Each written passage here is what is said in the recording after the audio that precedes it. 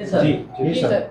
આજરોજ રાતના આશરે 2:30 થી 3 વાગ્યાના અરસામાં રામનગર સરકારી વસાહતની પાસે એક હત્યાનો બનાવ બનેલ, જે ઘટનાની જાણ થતાં રાંદેર પોલીસ તેમજ ઝોન 5 વિસ્તારના અલગ અલગ પોલીસ સ્ટેશનોની વિવિધ ટીમો સાથે અધિકારીઓ સ્થળ પર પહોંચી ગયેલ.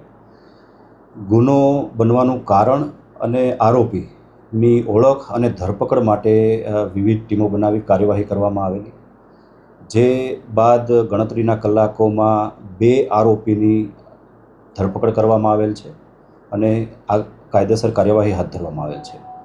સમગ્ર બનાવ જે છે એ સાંજના અરસામાં મૃતક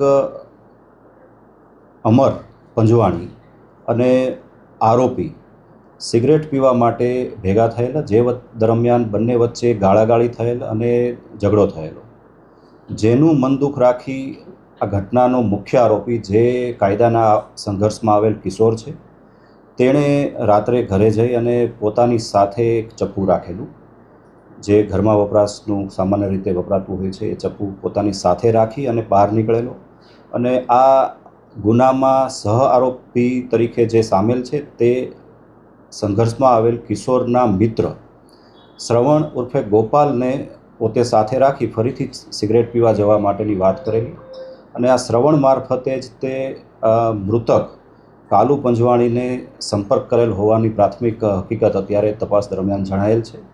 તેને બોલાવી ત્રણેય લોકો બાઇક પર રવાના થયેલ અને આ દરમિયાન જ બાઇક ચલાવવા બાબતમાં અને સિગરેટ પીવા બાબતમાં ફરીથી બંને વચ્ચે બોલાચાલી થયેલ, ઝઘડો થયો અને ઝઘડાના પરિણામે જે ઘટના સ્થળ છે ત્યાં આરોપી દ્વારા પોતાની સાથે લાવેલું ચપ્પુનો એક ઘા મૃતકને મારી દેવામાં આવેલો, જે બાદ તેની મૃત્યુ નિપજેલું છે. અને આ સમગ્ર બનાવમાં સામેલ બંને આરોપી, જેમાં એક શ્રવણ ઉર્ફે ગોપાલ, જે ઉગત કેનાલ રોડ પાસેની ઝૂંપડપટ્ટીમાં રહે છે, અને અન્ય જે છે એ કાયદાના સંઘર્ષમાં આવેલ કિશોર છે, તેની ધરપકડ કરવામાં આવેલ છે અને આગળની કાયદેસર કાર્યવાહી હાથ ધરવામાં આવેલ છે. સર, મૃતક શું કરે છે અને આરોપી શું કરે છે? મૃતકને રાંદેર વિસ્તારમાં 2 વ્હીલર ઓટો ગેરેજ ચલાવે છે અને એ રીતે પોતાનું ગુજરાન ચલાવતો હતો.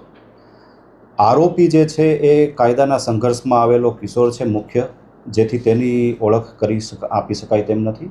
અન્ય જે સાથે રહેલ આરોપી છે તે એક જે ઇવેન્ટ મેનેજમેન્ટ છે તેમાં એક સામાન્ય જે નોકરી કરે છે અને એ રીતે પોતાનું ગુજરાન ચલાવે છે. Thank you.